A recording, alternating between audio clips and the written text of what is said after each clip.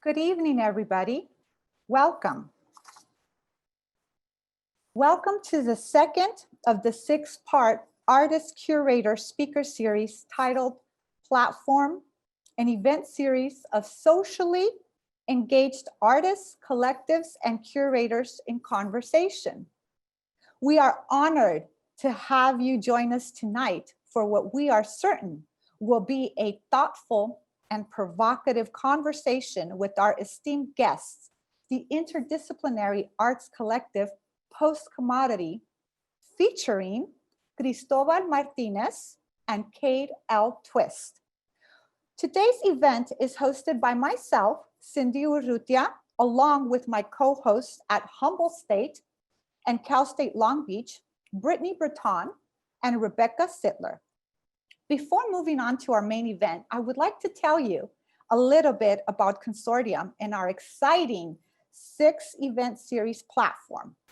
As many of you may have heard at the first platform event, which was a conversation between artist Beatriz Cortez and curator Erin Cristobal, ConSortiUm is a newly formed collaborative group of CSU art galleries and museums that was established as a result of the pandemic and a deep-seated desire to keep our arts institutions meaningful and impactful in order to better serve you, our students and communities, particularly because many university galleries and museums have been temporarily closed due to the pandemic, thus limiting the manner in which we can host events.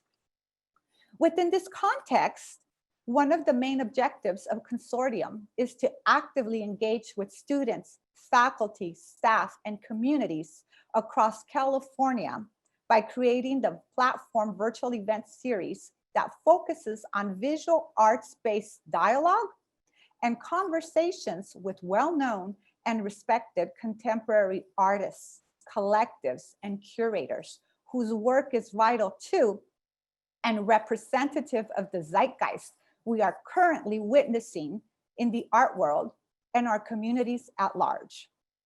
For those reasons, platforms fall 2020 and spring 2021 semester event series will explore and address issues that are important to our society, such as current events, equity, diversity, and inclusion.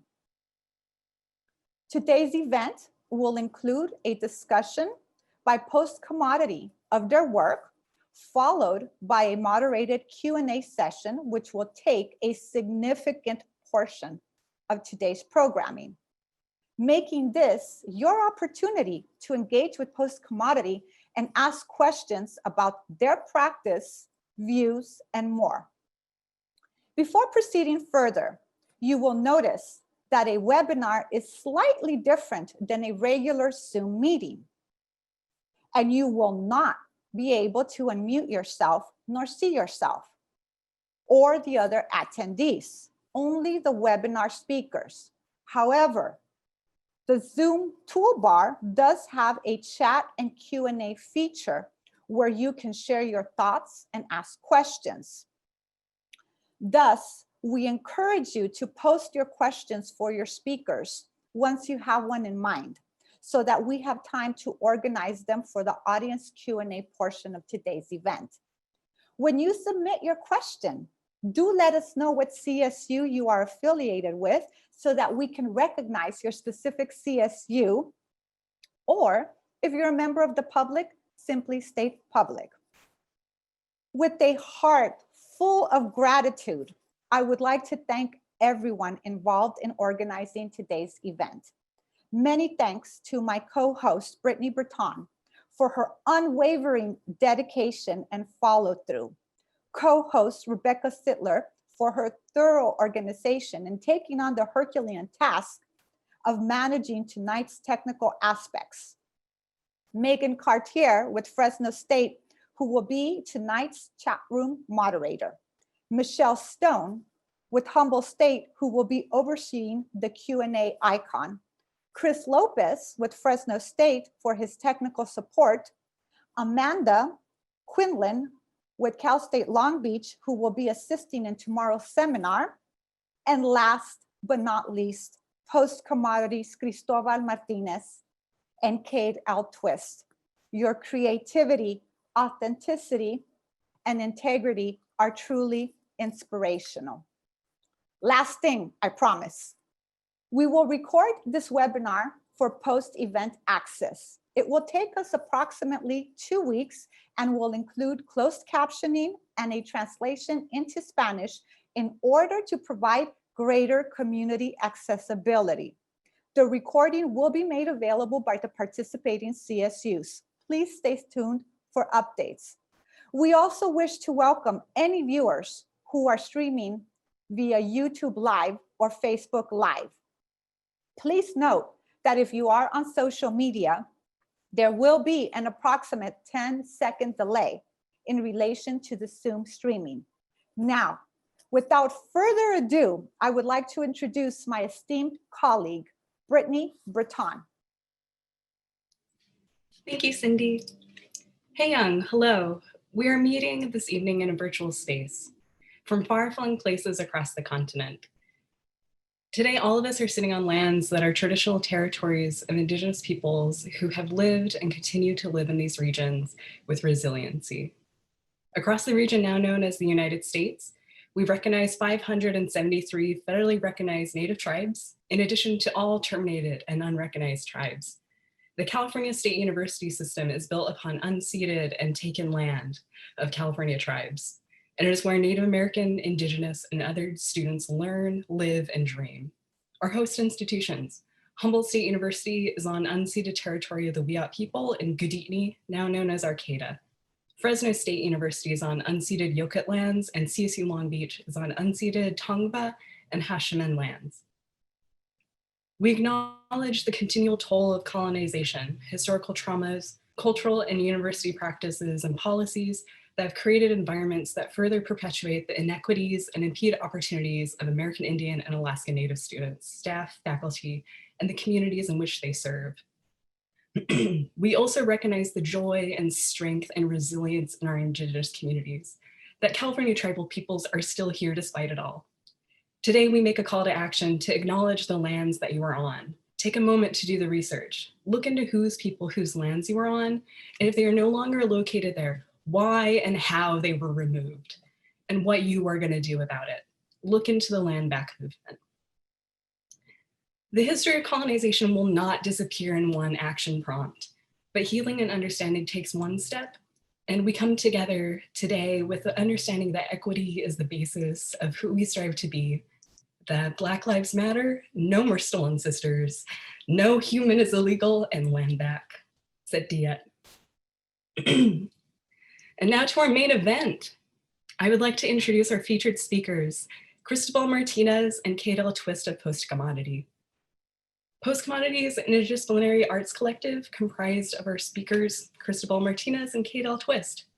Postcommodity's art functions as a shared Indigenous lens and voice to engage the assaultive manifestations of the global market and its supporting institutions, public perceptions, beliefs, and individual actions that comprise the ever-expanding, multinational, multiracial, and multi-ethnic colonizing force that is the 21st century, through ever-increasing velocities and complex forms of violence. Postcommodity works to forge new metaphors capable of rationalizing our shared experiences within this increasingly challenging contemporary environment, to promote a constructive discourse that challenges the social, political, and economic processes that are destabilizing communities and geographies, and connect Indigenous narratives of cultural self-determination with the broader public sphere. Postcommodity are the recipients of numerous grants and awards, and a small section here is the Joan Mitchell Foundation, Native Arts and Culture Foundation, Ford Foundation Art of Change Fellowship, and the Harker Fund of San Francisco Foundation, to name a few.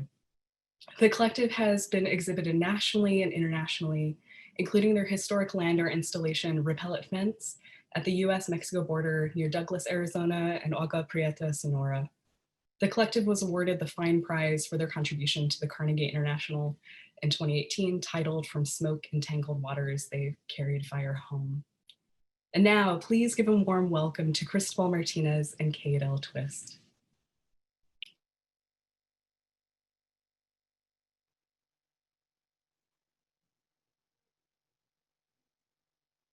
Thank you. Thank you so much, Cindy and Brittany. And thank you all for joining us this afternoon. Start out by wishing everyone a good afternoon. My name is Christovan Martinez. I'm an artist in Postcommodity and associate professor and chair of art and technology at the San Francisco Art Institute. I'm a mestizo belonging to the Genízaro, Chicano, Pueblo, and Hispanic heritages of northern New Mexico, where I was born and raised. I was raised in El Pueblito de Alcalde, Nuevo Mexico. One more thing that I want to share with you is that the art and technology program at SFAI embodies in pedagogy a significant aspect of Postcommodity's practice. So in other words, we in Postcommodity practice what we preach. And I would like to turn it over to my brother and collaborator, Kade Twist. Hi there. Great to be here with you this evening.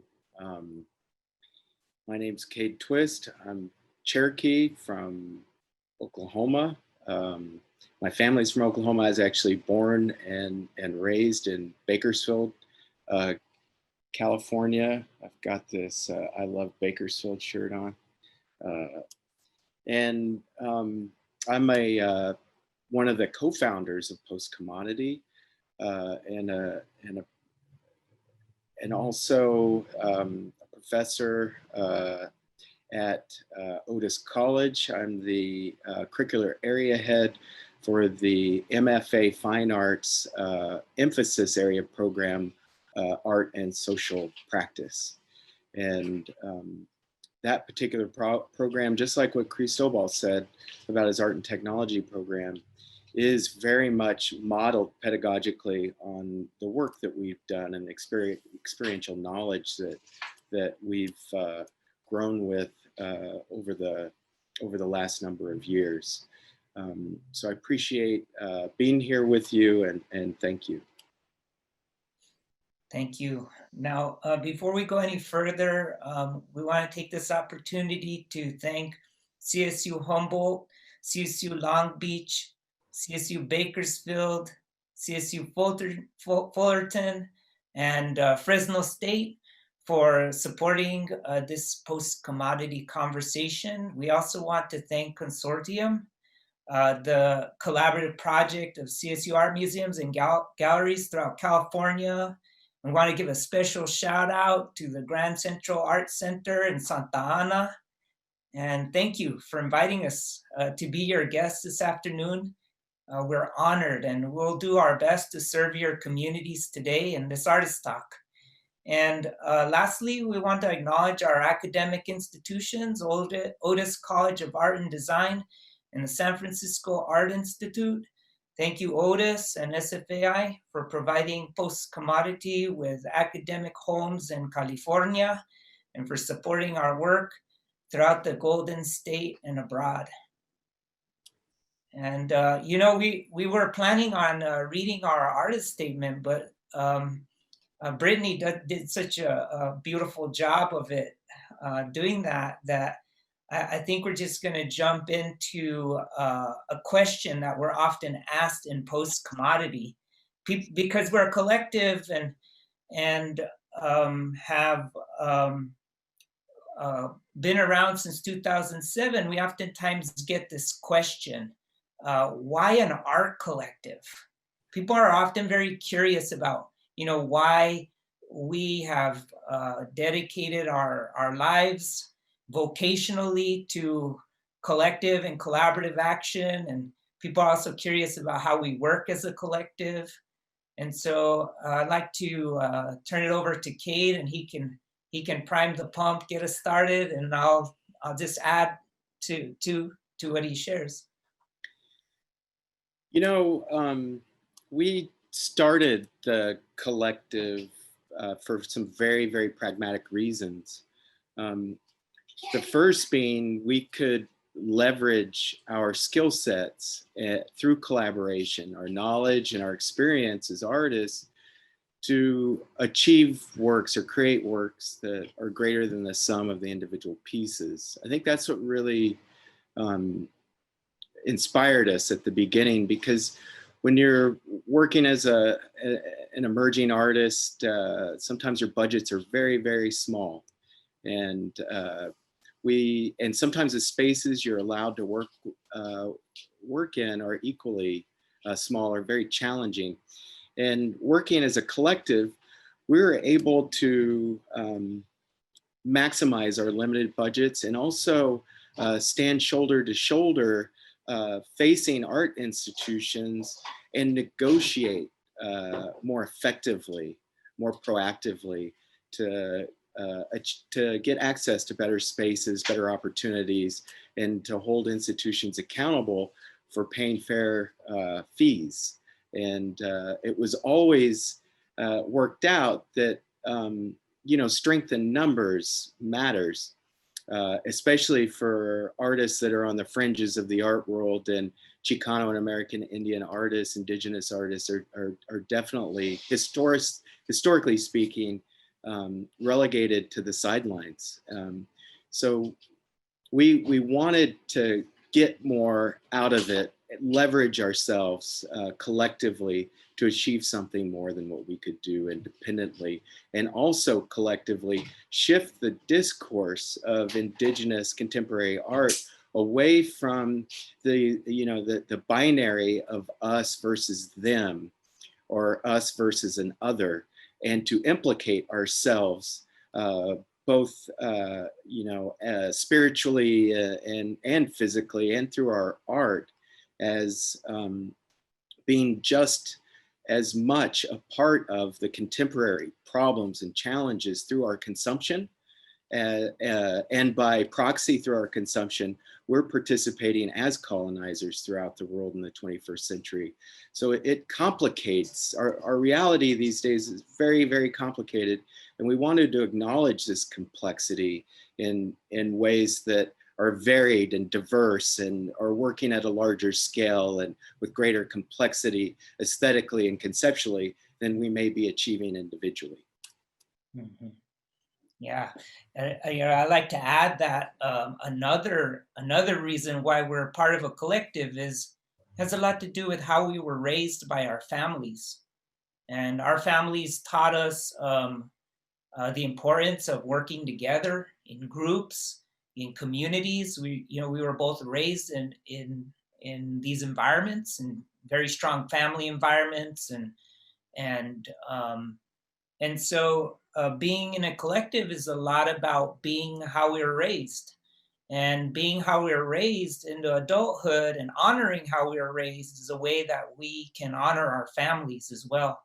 The other thing that's really important about being a collective is that we're a learning collective, a learning community, meaning that we're interdisciplinary. We're able to leverage interdisciplinary knowledge and experience. Like, for example, Kade has a lot of knowledge and experience in public affairs, in language, linguistics. I have a lot of experience in engineering, art, technology, linguistics as well. We're able to bring all these seemingly siloed or oftentimes siloed disciplines in the academy.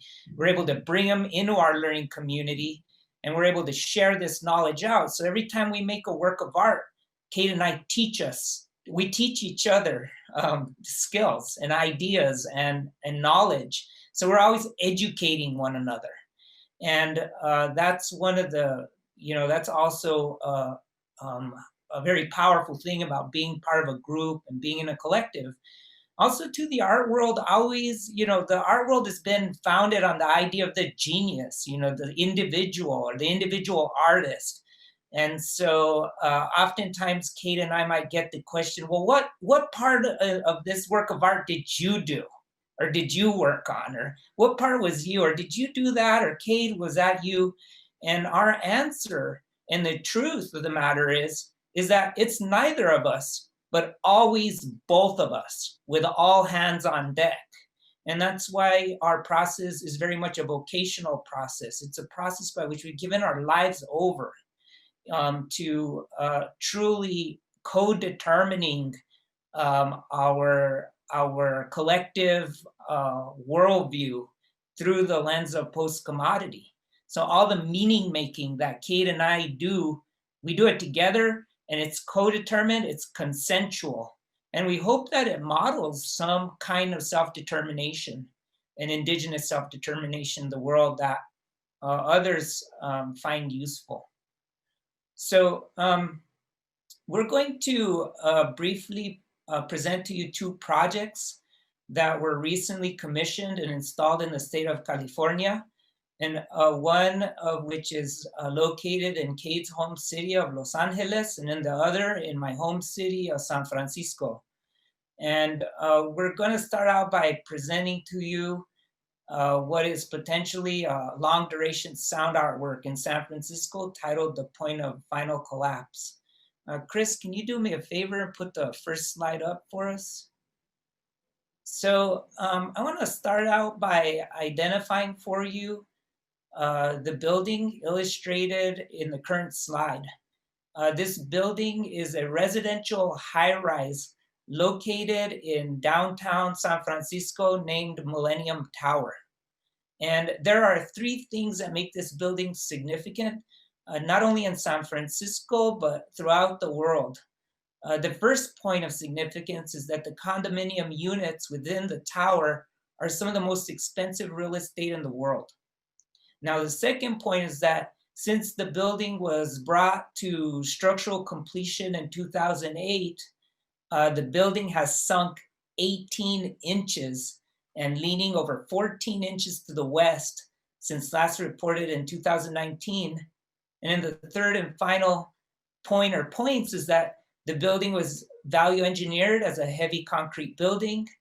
The building itself was not anchored into bedrock, and it sits on top of the part of the peninsula in San Francisco that's referred to as infill, or land that was added through human intervention. And the problem with this particular region of the peninsula is that it's been known since the 1906 San Francisco earthquake, the Great San Francisco earthquake, that the infill is susceptible to liquefaction or behaving like liquid during a substantial earthquake. Next slide, please. So the point of final collapse, oh, there we go, thank you. The point of final collapse is a sound installation and broadly conceptual work that focuses on the sinking Millennium Tower, responding to a scenario of capitalism contributing to the development of new conceptual frameworks of risk and accountability. So in other words, as the building falls, its value rises. In this work, Postcommodity engages the perspective or the perspectives of a broad public by providing a call to prayer via long-range acoustic devices or LRADs for relief from the economic stresses and dangers of a city in the throes of radical social, cultural, architectural, and economic transformation. Now, our installation uses computational algorithms that parse data that's representing the sinking of the building or the moving of the building. And it takes this data and it uses it as a kind of musical score to play back or to map healing ASMR audio and soothing binaural beats. And I'm transforming the sonification of the sinking and tilting of the Millennium Tower into therapeutic sounds designed to encourage relaxation by extending the power of the city's scenic beauty. Long-range acoustic devices installed in the tower of the San Francisco Art Institute's historic Chestnut Street campus subtly broadcast this indeterminate and generative multi-channel sound composition to North Beach in San Francisco for a 4-minute duration each day at 5:01 p.m. The point of final collapse renders legible the logics of capitalism, which encode fear, desire, and the inability for the greater public to rationalize and control systems of power. And so, you know, the Millennium Tower, Kade and I were talking about this piece a little bit. just before we got onto this talk, and he made this point that the Millennium Tower is a monument to anxiety. And it's also part of a neoliberal feedback loop. And we demonstrate this in a very, very simplified manner in this piece. So you have the Millennium Tower and it's sinking. It's literally like sinking and tilting, with a possibility that if this keeps happening over time, if it's not corrected, it could fall onto the street or onto other buildings. And, you know, if you think about this, this creates a lot of anxiety. Not only is the building a metaphor for the economy or climate chaos, or many of the systems that are under severe stress in the world we're currently living on within, you know, it's also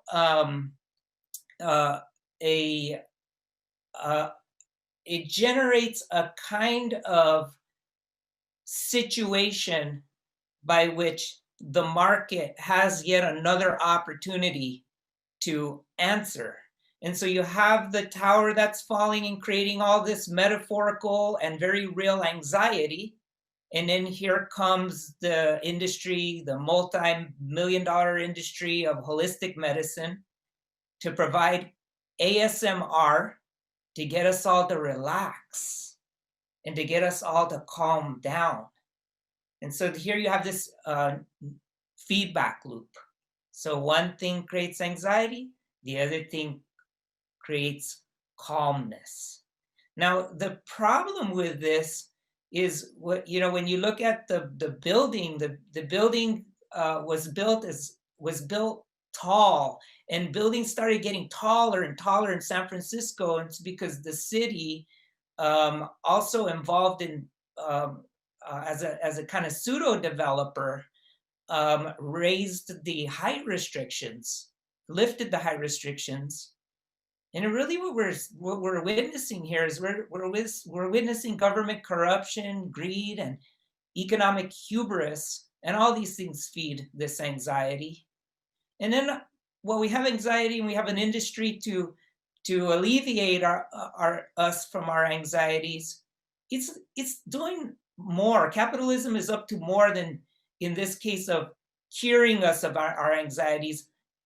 Perhaps it's also anesthetizing our ability to engage and confront the changes that we need to see in the world. And so I want to go ahead and turn it over now to Kade Twist to see if he has anything he'd like to add to this work. But one thing, perhaps before I turn it over to Kade Twist, I have a small sample of the audio for you all to listen to, and it'll give you a sense of what's coming from the Millennium Tower.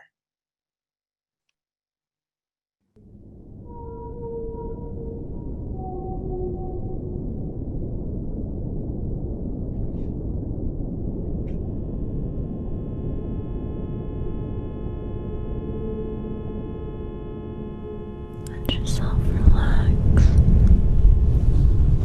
You deserve that. You deserve relaxation.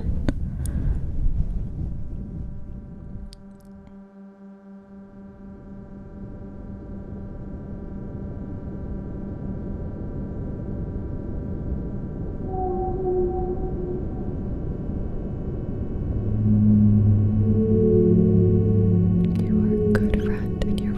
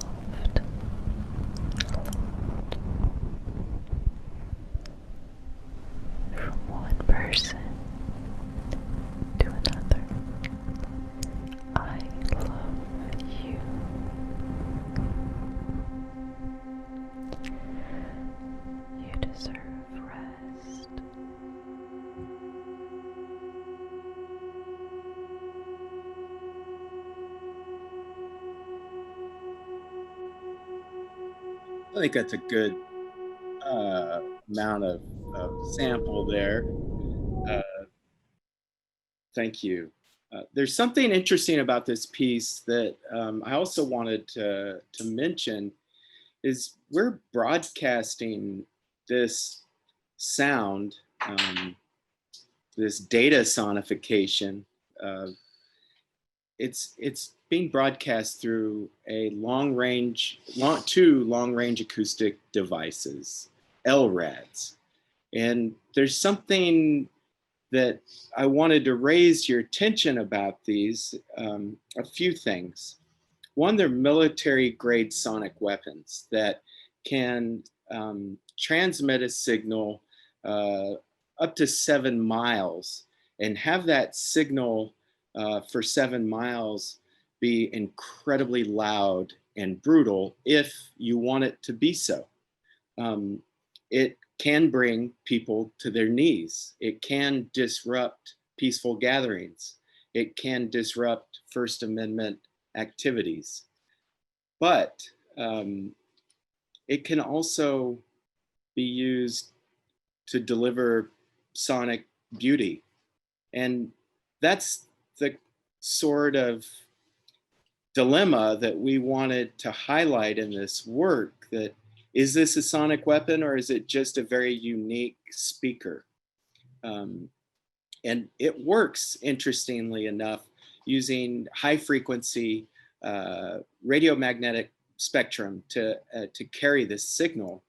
And different to most speakers, it does not have a resonator inside of the speaker. So when this is broadcasting sound, there isn't much sound to listen to. There's not much detail that you can really clearly process until the sound hits a piece of architecture, a body, a tree, a fence, a wall, a rooftop. At that point, the structure becomes the resonator and the sound is made complete. And it gives this very weird and very unique sonic experience to listeners, because we can broadcast this sound beneath the ambient volume of the environment that we're working within. So let's say the ambient volume of street noise is 70 decibels. We can broadcast this at 65 decibels and it can sound as if someone from above is whispering into your ear. And it can be really disturbing because you cannot really locate a directionality to it, especially once it's unleashed on a city with a diverse architecture, because it starts bouncing around.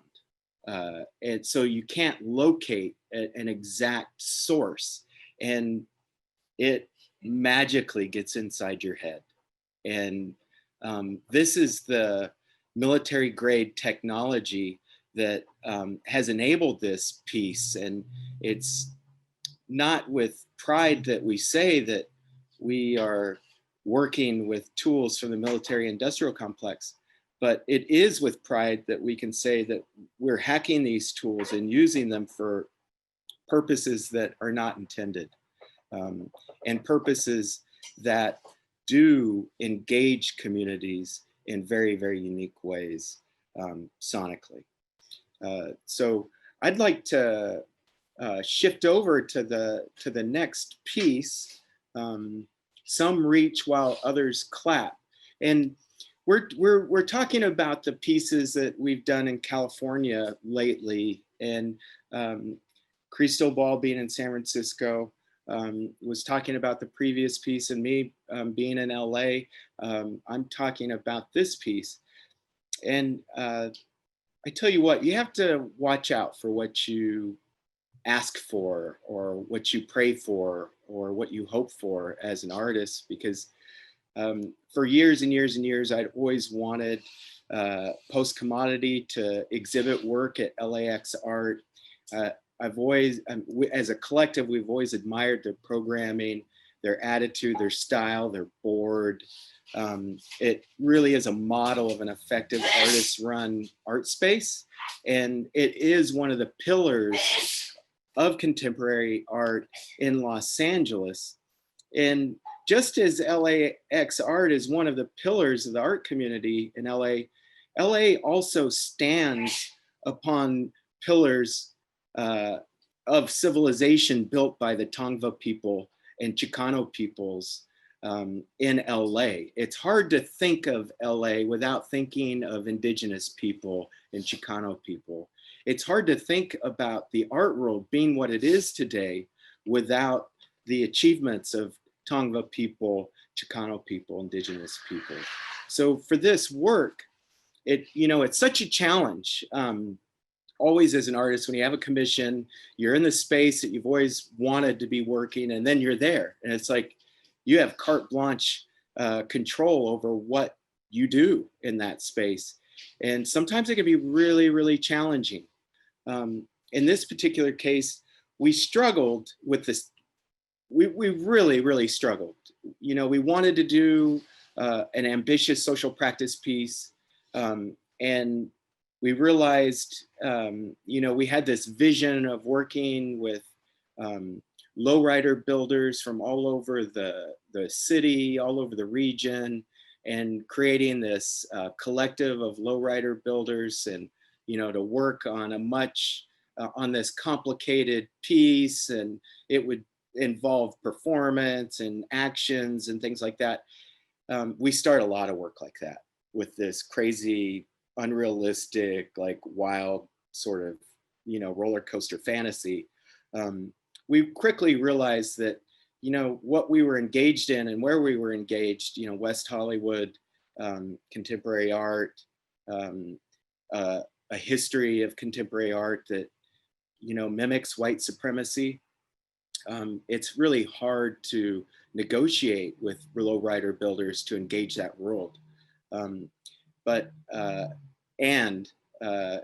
when you find one, it's quite special. And, after months of going to car shows and hanging out with people, talking with people, we kept being referred to one person in particular who would really be down for a project like this.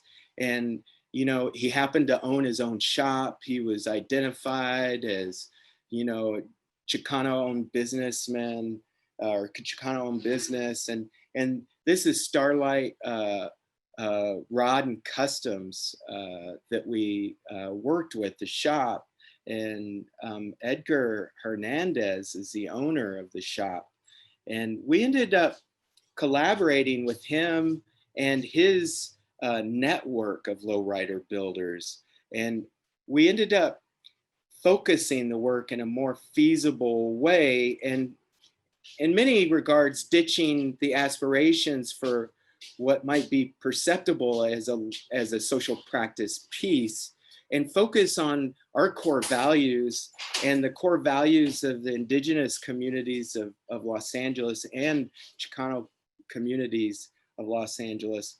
And we thought about a medium, a material that might speak for these communities in an interesting way, a material that could be both physical and spiritual, that could signify the street, but also the aspirations of something much greater than the street.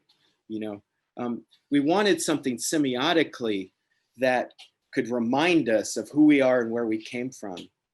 And we wanted this to occupy the space in a way that was more substantial than hanging something on a wall or having a sculptural piece occupy the space. We wanted to get at the very foundation of the institution and remake the foundation in a way that represented the larger history of Los Angeles, and the cultural history of Los Angeles, as well as the art making history of Los Angeles. And so when we were working with Edgar, and Edgar, one of the primary painters on the project, was one of Edgar's longtime collaborators, Manuel Cisneros, and his daughter, Elsie.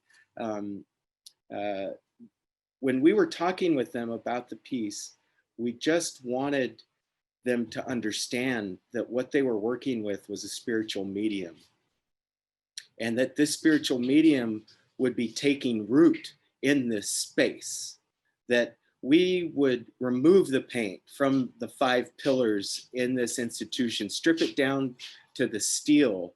And this is a historic space, by the way. It's a former recording studio. Miles Davis is recorded there, the Beach Boys, Elvis. I mean, you could go on and on, depending on your musical taste and interests.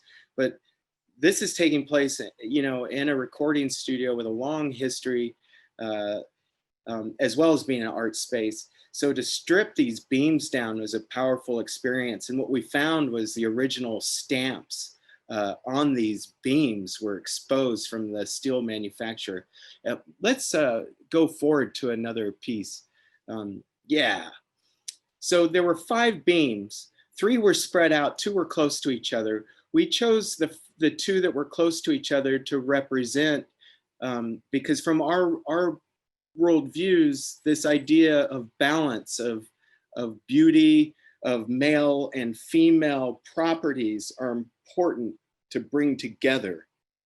And we chose this color pink and this color blue to represent that kind of spirit, and to bring them close together so that they are one and they're engaged with each other.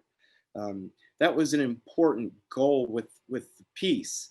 But what we also realized is, man, once you get paint on these beams, you can't get them off. And our hope actually from the very beginning was to not have the paint removed, to have the paint be a permanent part of the building. But as you can imagine, with so many artists exhibiting work in there and having beams painted like this, it'd be a distraction possibly for other artists. So we had proposed, maybe the next photo will have it. We proposed making covers, yes, covers for these beams, so that after the show is over, we put these covers on. They're white, they're seamless. They look as if they're purpose-built. The other columns are repainted white, and you know, the work we did disappeared, but the spirit is there. That spirit of indigeneity, the Chicano spirit, that hacking spirit, that reimagining spirit would remain in the space.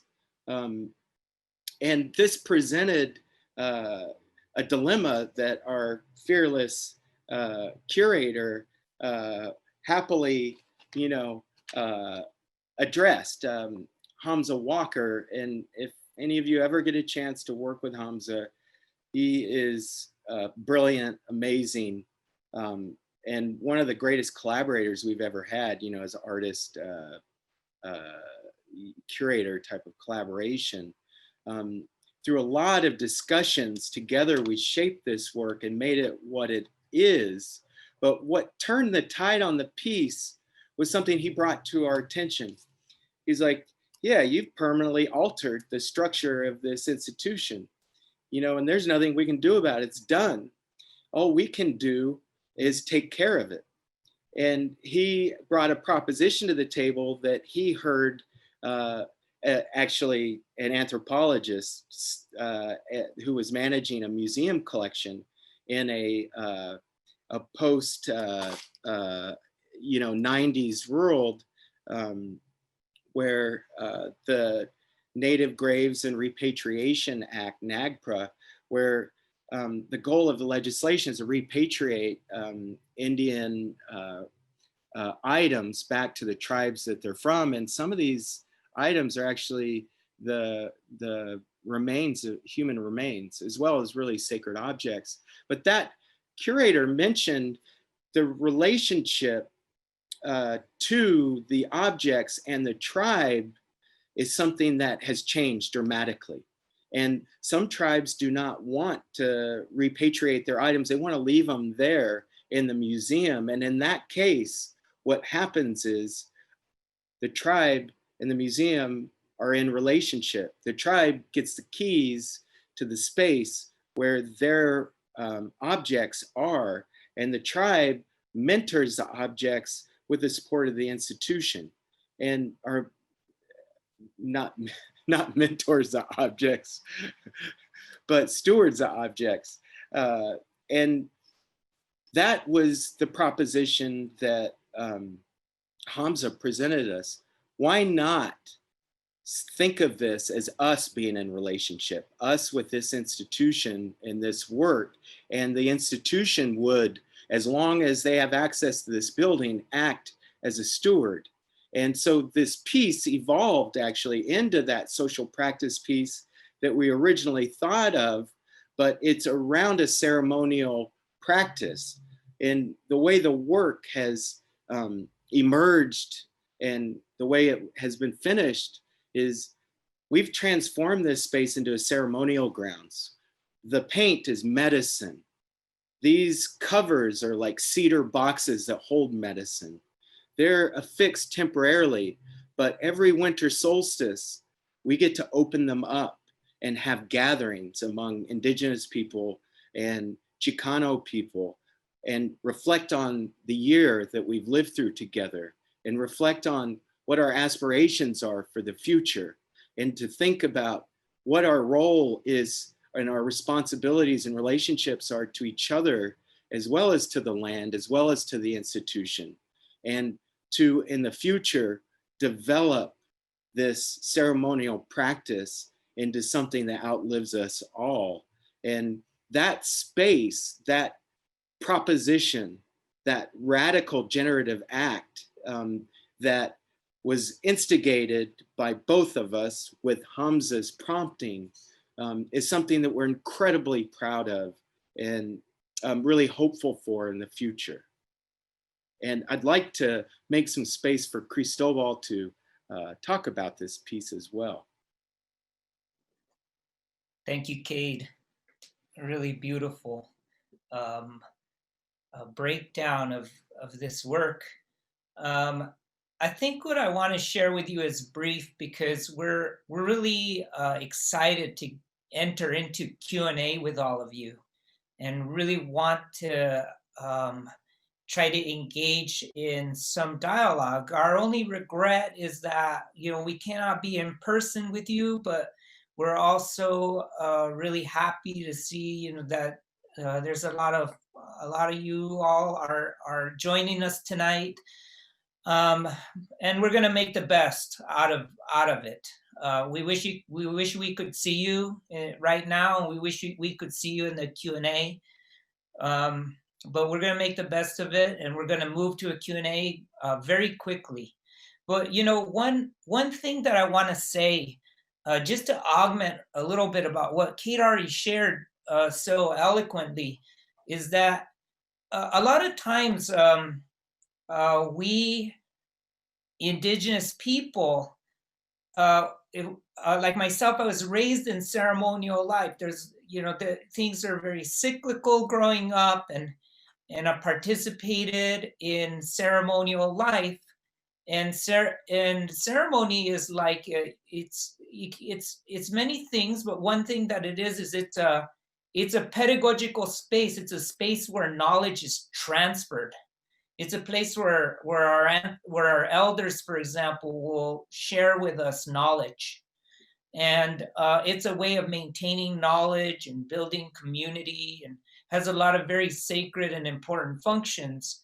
And but when we think about colonization, a lot of what's happened in the colonizing world that we live in is that we're really working very hard to maintain our ceremonial complex, like our inheritance, our ancestral inheritance, our indigenous inheritance, and it takes a great amount of effort, especially in this world, especially in the world that we're living in today, which is still, genocidal. It's still committing. There's still forces of capital and colonization that remain implicated in cultural genocide and even genocide at the level of health and wellness. So maintaining your cultural structures is a lot of hard work.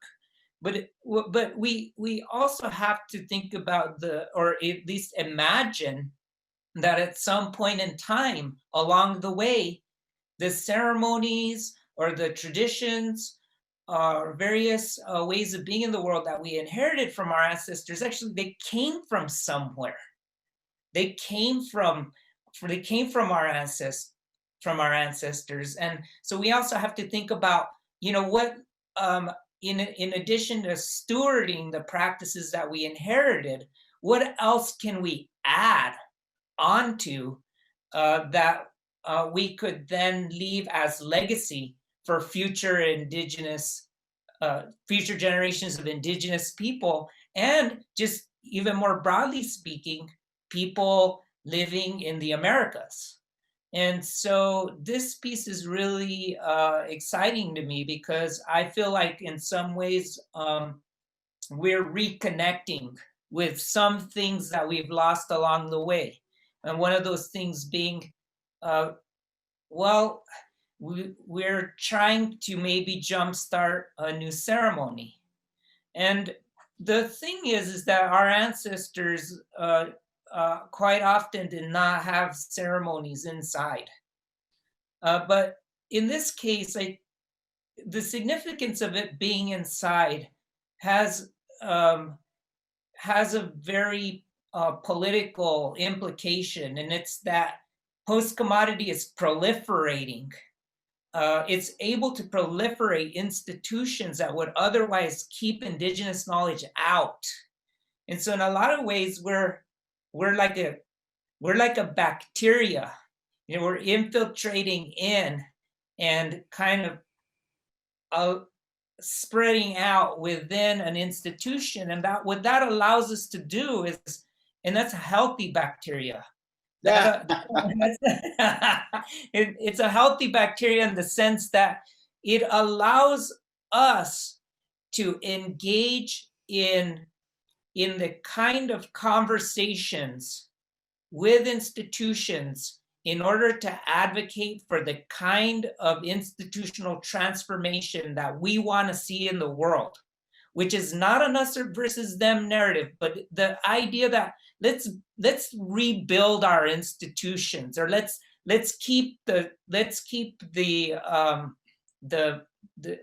re-articulate the foundations of the institution. This way, yes, probiotic. I see someone in the chat. Exactly, we're like a probiotic, and with a probiotic, let's try to create a healthier body, in the sense that the institutions of the future, post-commodity, indigenous futurism, is that in the future, institutions will be a table by which multiple worldviews can syncretize to one another. And that's the ultimate dream. That's the ultimate roller coaster ride. Not the institution that is predominantly, a colonizer, Western discourse, but, a institution where there's just all kinds of people at the table with all these different ways of knowing, embodying all these experiences and coming with all of this knowledge. And the whole idea is, the whole project is about relationship building. And how do we connect all of this knowledge together so that we can remove the myopia that we currently suffer of? And so the last thing that I'll say is, again, our hats off, or our hands go to shake Hamza Walker, because he really allowed us, or gave us, the kind of support that allowed us to turn a social practice in on an institution itself. Because now the institution it's not only having to responsible for making sure that we're broadening participation here, it's now taken on the very heavy burden of stewarding an indigenous place in process, in partnership with post-commodity. And that is a rupture in the art world.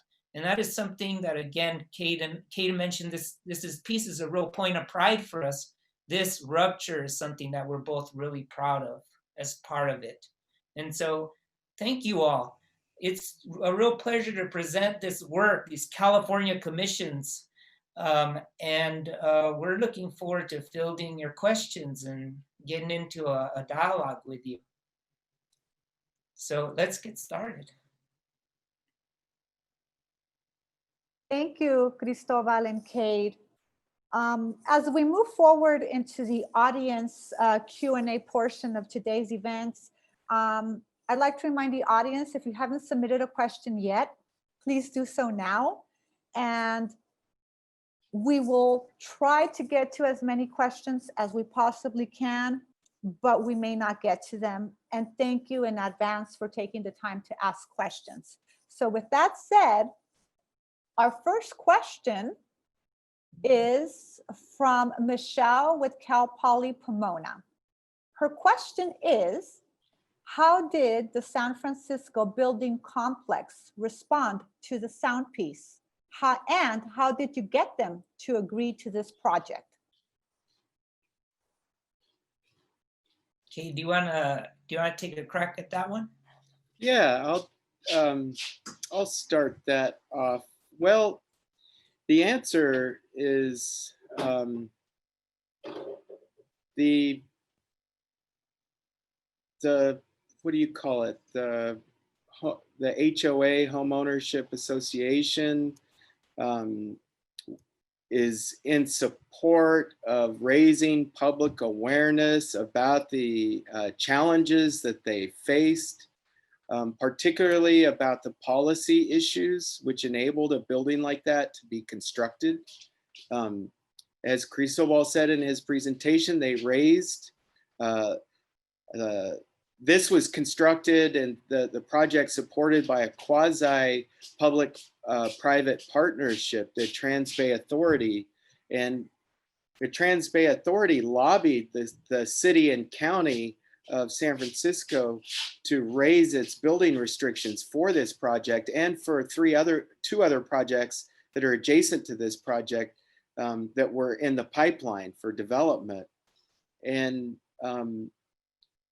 you know, it was getting lost in the newspapers about what the implications were for that. And the HOA found, you know, a project that was generative, that wasn't spreading lies, that was just trying to raise awareness and bring beauty into the equation somehow. Because I don't know if you followed the press around this, but it was in the papers every day, every week for years. I mean, it is really well covered. So given that when we were engaged with this project, there were multiple court proceedings taking place simultaneously. As long as we didn't overstep our boundaries in terms of making things public that shouldn't be public and things of that nature, we had no difficulties whatsoever. The only challenge we really had were the local homeowners adjacent to the San Francisco Art Institute, because the Art Institute is located on Chestnut, and that is one of the wealthiest neighborhoods, Russian Hill, one of the wealthiest neighborhoods in all of San Francisco. A lot of power there to deal with. We got a lot of pushback from the residents there because they struggle with SFAI just in general, because it's artists making art, and sometimes artists making art is loud. And that institution was there long before their homes were built there. So that's another challenge. But they wanted to make sure that we follow the letter of the law in terms of not exceeding the decibel allowance of the codes for sound during the time that we wanted to do the piece, which is 5:01 to 5:05 p.m.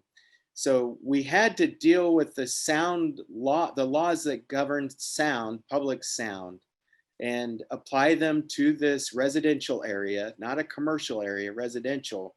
And that's how we pulled it off. I think without the LRADs, we wouldn't have been able to do it, because the LRADs, as I touched on, can broadcast at and have sound be audible beneath the sound floor of the ambient sound in a given area. All right, next question. The next question comes from Patrick Garcia from Hombolt State. How much of the work that you all create continues to develop as you're making it and engaging yourself in the space and community? Do you enter most projects with wiggle room, or do you try to stick to a more structured plan? All right, thank you. That's such an excellent question.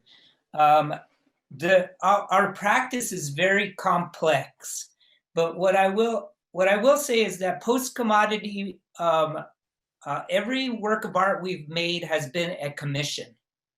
And sometimes more rare than not, we might have an idea already in the can and ready to go, but that's pretty much not how we mostly operate as a collective.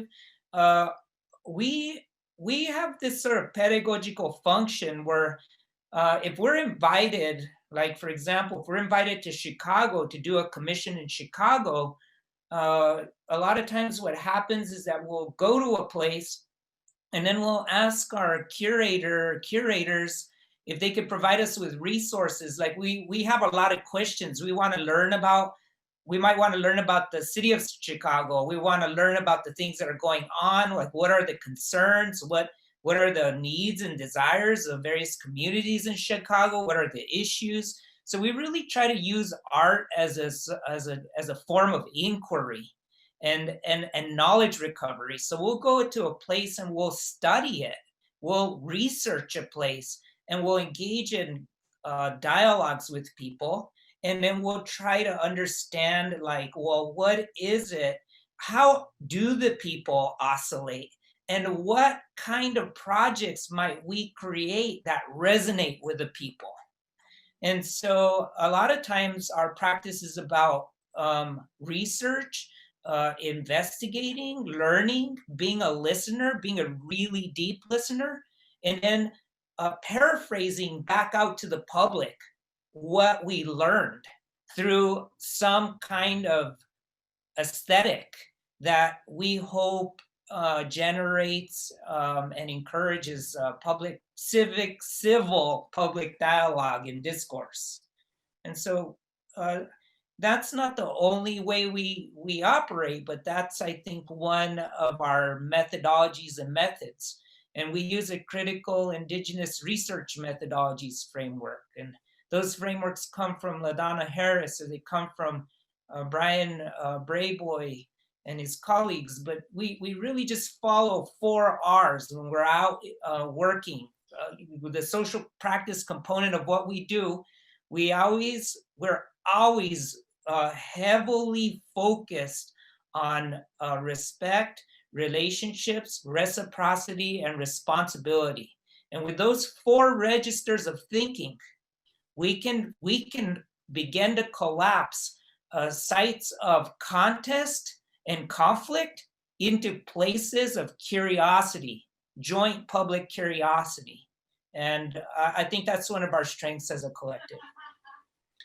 You know, I would like to add to that as well. You know, we can't, every piece requires a great deal of negotiation.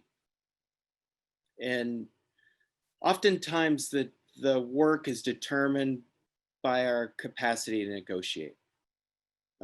We find that a lot of the dilemmas we have in the decisions we make are often answered for us by our financial limitations and resources, and by the mode of access we're able to negotiate. So, you know, when you have this intersubjective process of negotiation, of power, of truth, of meaning, things change and evolve, especially when you're working through relationships, because those relationships, they reveal more, and they reveal more every day, every week, every month. And And by revealing more, they reveal opportunities that were unnoticed, unrealized before, that emerge right before your eyes that you have to really take advantage of. So there's a deep pragmatism and improvisation that takes place that responds to challenges and limitations as creatively and effectively as possible, so that we can, achieve what our vision is, or as something as close to our vision as what's feasible, given the sets of circumstances that we're working in. I mean, every artist has the challenge of achieving their vision. But when you have so many things that are outside of your control, like in the modes that we work in, all you can do is negotiate, reimagine, negotiate, reimagine, negotiate, reimagine. And I think that's really what we do very well together as a collective. We're so resourceful, and working as a group of people, we don't get down when we don't get our way. We don't let it happen. We just allow it to fuel that fire and to fuel that creative drive to realize a vision. And in some respects, limitations make the work easier, more definable, and more feasible.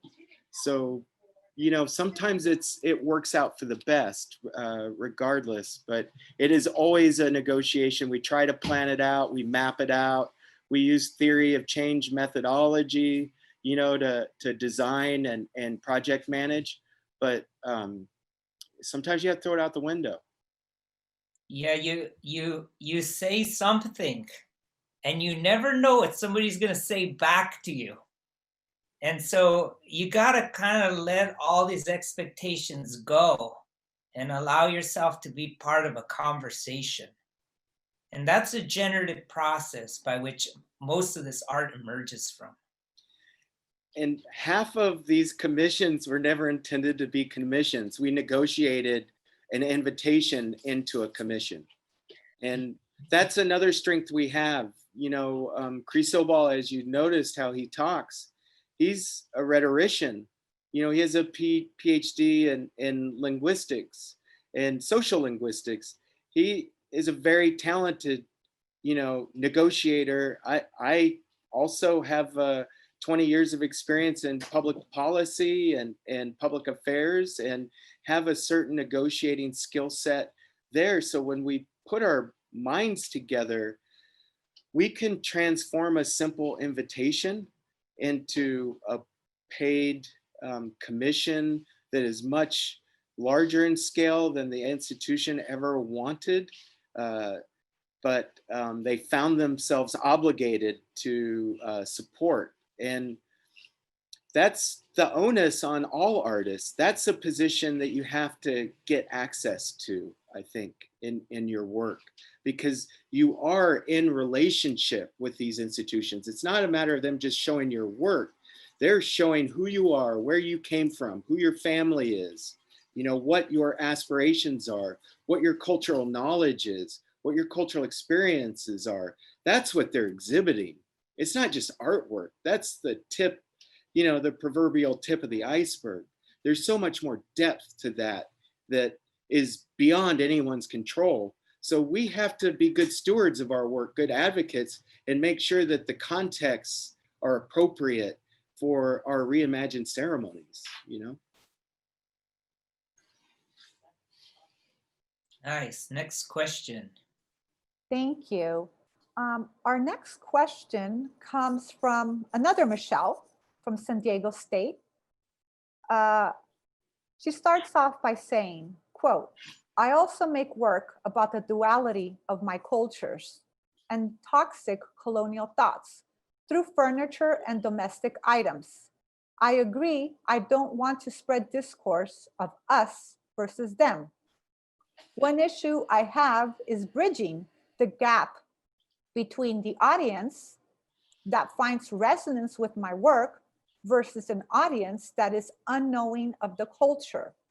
How do you bridge the gap and reach people who are unknowing or unfamiliar with the cultural concept? Thank you."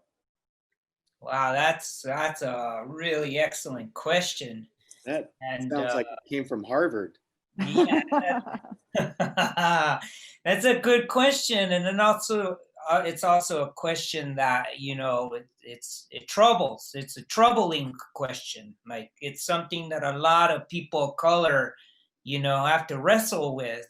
And for us, we have this approach. It goes back to what Kade was saying earlier. Is that we're indigenous artists, and we're on the one hand subjects of colonization.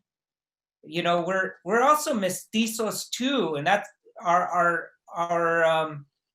family lines complicate the color line, the racializing color line. And we're also trying to understand, well, we're also consumers too. We're also in the world, participating in the world, participating in capitalism. So we have to look at how we're also implicated, and we're also problematic as individuals and as a collective. That kind of helps us. Being able to see yourself as part of the problem kind of helps remove one from the us versus them scenario, where you start to see like, whoa, I'm in it with everybody. And yeah, there's going to be people who have like an outright, we're seeing a lot of racism, for example, and there's a lot of conversations about racism right now.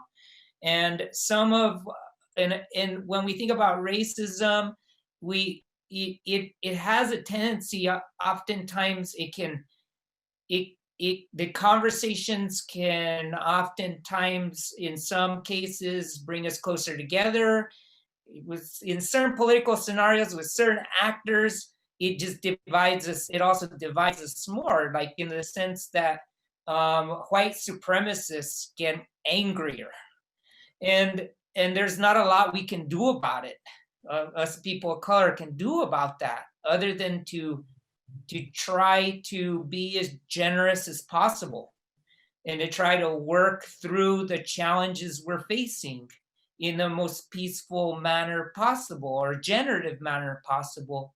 But I think the way that we're able to connect our art to people who are outside of the cultures we're from is we try to provide leadership around issues that clearly affect us all.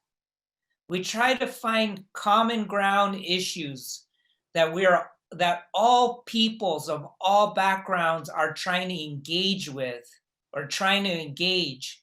And we try to use those sites or try to exploit those sites in order to create a larger dialogue about a more desirable future. Because at the end of the day, I think what a lot of people are really afraid of, what they're really more deeply afraid of, and this is something I carried with me since Repellent Fence, our transborder land art piece with the balloons, is that it's like there is a lot of anxiety at the border, and there is a lot of rivaling at the border, and it's also one of the most heavily armed areas, and it's a militarized zone in the Americas. But people with conversation, with patience, and with diligence, we got 4 days of peace. That was a rupture. In order to be able to create a sculpture that required transborder cooperation, even amongst all these stakeholders, because if you look at that balloon right now, it's not only an eye of awareness, it's a target. And not one single one of the balloons was shot down. I think we all really care deeply about our kids. I think we do. I think we care about future generations. But I think we're distracted oftentimes. We're oftentimes distracted from the children and the future. I think at the end of the day, these divides, we're constructing them, and we can just as easily construct connections. I just think we try to position ourselves as thought leaders, not as civil rights activists or not as activists, not as revolutionaries. We just try to take a very intellectual, poetic, emotional, and spiritual, metaphorical approach to telling stories in the ways by which we were raised, but telling these stories so that as many people as possible can receive them. So I don't know, I think we just try to border cross as much as possible. We try to make our way into even spaces that we weren't raised in, to try to communicate as much as possible. Sometimes it's very rewarding, and other times it's very painful. But I think it's just the idea of being generous as possible. I'm sorry, this answer gets a little convoluted at the end, but this is a very, very difficult, this is really difficult terrain we're living in today. I'll tell you, there's a lot to that answer. It's really important for people to consider, and as they're developing their projects. But you can't overlook the simple things like relationships. Projects are realized because of relationships, especially complicated projects, especially projects that need bridges. You build bridges through relationships. People have done that since time immemorial. Just because we're making art doesn't change that reality. So through relationships, what do you build?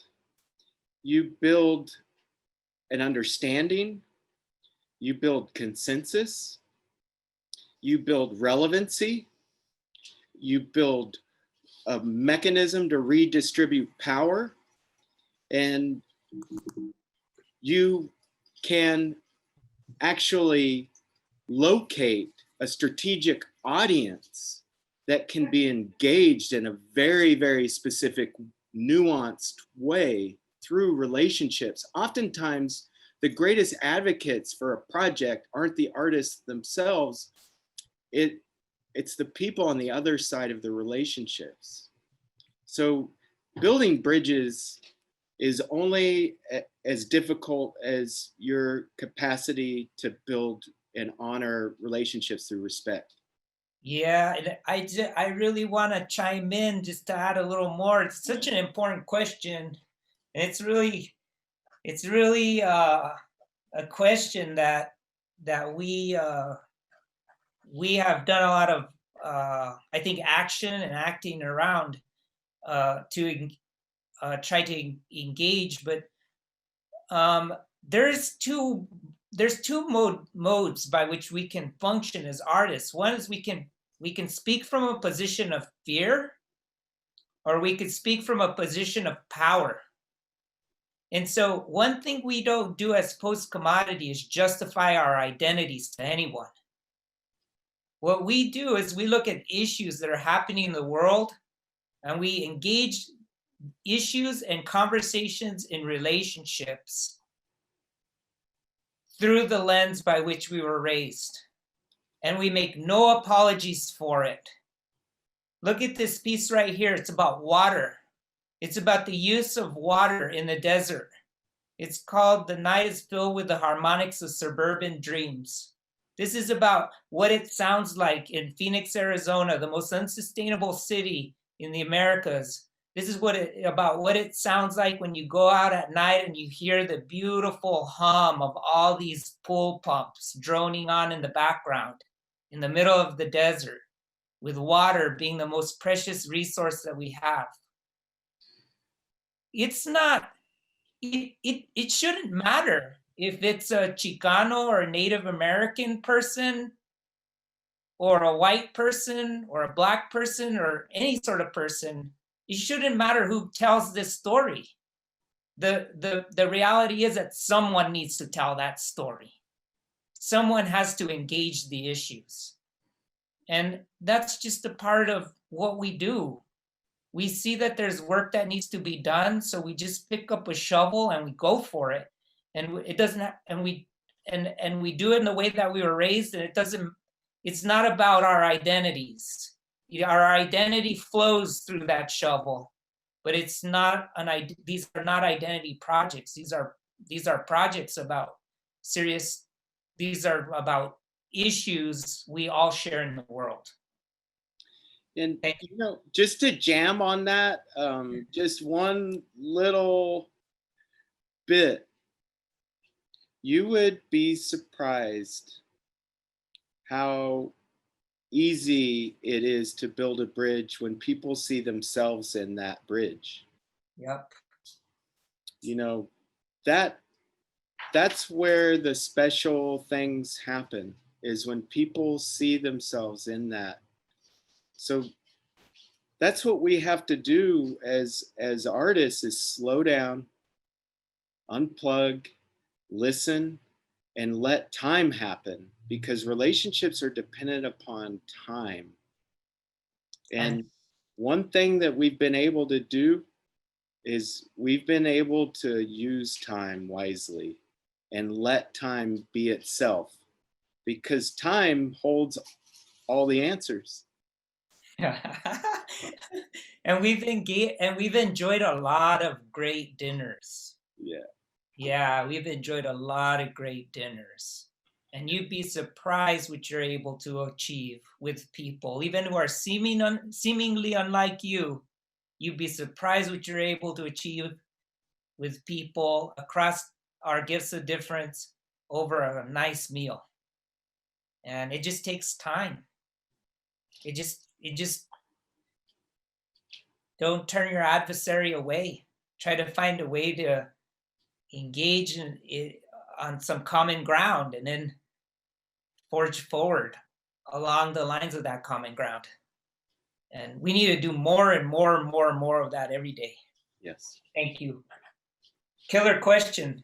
It's really, really hard, really challenging. Next question. Okay, we have time for one last question. All right. This is from Michelle from Hombolt State. Postcommodity is filled with musicians, and before you have mentioned the importance of sound and music in your work, especially as a way to form connections, have recent events like the pandemic, and for example, being in a webinar here where everyone's sound might be different, affected this relationship that you have with sound? Do you think this will also make you approach future projects with a different perspective? That's a really good question. Sound is around us 24/7, so our relationship with sound is never changed by a pandemic. As long as we're alive and breathing, our relationship with sound will be unbroken. As humans, we're unable to turn our ears off. We can close our eyes, we can't shut our ears. So that's what drives us. That's what we love about it. Sound is dependent upon a shared natural resource, radiomagnetic spectrum, frequency spectrum. Without that, sound doesn't function. So it's tapping into a shared natural resource that we really, really appreciate. And in this, within the limitations of meeting face to face and the dangers of doing that and the challenges we have, Postcommodity has been working. We have been recording. We're working on a new exhibition. We've been recording a soundtrack for a few of our installations remotely. We're using a web application called Clean Feed, and we use audio interfaces and headphones, and it's that simple. Those are the only tools you need, that and your instrument and a computer. And we're able to record and collaborate and jam with minimal latency, minimal complexity, and we're able to capture high quality wave files in the process. So you know, there are technological workarounds of isolation, and we may find that a lot of these workarounds may be normalized over time. But Clean Feed is one of them that has been a godsend to us as collaborators, and that's something Cristobal brought to the table. He found it and brought it to us. It's just really saved us. You know, without Clean Feed, we'd be giving you a different answer, you know, possibly. But with it, it's been fantastic and uninterrupted. Yeah, you know, COVID has changed so many things, and some of these things will stay permanent. Some things are temporary. But this is the first post-commodity talk we give, you know, that is like a webinar format. The last time Kade and I gave a talk, we were together in a auditorium setting with, you know, our audience is like right in front of us, and now we're here. But it goes back to what Kade was saying earlier, that one of the strengths of post-commodity is our ability to adapt on the fly. That we're dynamic and we're adaptive. And it's not only post-commodity that's dynamic and adaptive. People are dynamic and adaptive, and we just have to keep our minds open to that quality of who we are, that aspect of our humanity, and find a way to move with the situation. And I think that I've said this in a few conversations. I think post-commodity, you know, we've in a lot of ways we've been training for this. There's just so much of our art that is about really difficult things that are happening in the world. You know, things that are environmental or political or about our shared natural resources. You know, like our water. Our water is becoming increasingly polluted. I read on the news the other day that the Amazon is now going to be classified as a savanna and no longer a rainforest because of all the deforestation fires there. We've been reporting a lot on these things in our practice. And so coming to this place where we're now living in a pandemic, we've known, you know, for over a decade working in post-commodity, that these things were only a matter of time. And so now that these things are here, this particular thing, the pandemic specifically, now that that's upon us, and many more things, we're just as ready as ever to respond. So this has been an incredibly productive time for us, where we've really hunkered down and we really said, look, we're committed. We're committed to arts, building a discourse with art, and we're committed to public engagement. And we need to step it up. We need to really step up to the plate, even though we feel a lot of things emotionally and spiritually. We're gonna really get together, take care of each other, support each other, and advance this work. And so I hope that for all of you out there, you're able to draw some inspiration from what we're up to, and that you'll get in there and try not to let your fear overwhelm you, and tell the story of our time. Future generations are going to need our stories. They're going to need to know what's happened to us. Tell stories. Tell as many stories as you can now in the time of a pandemic.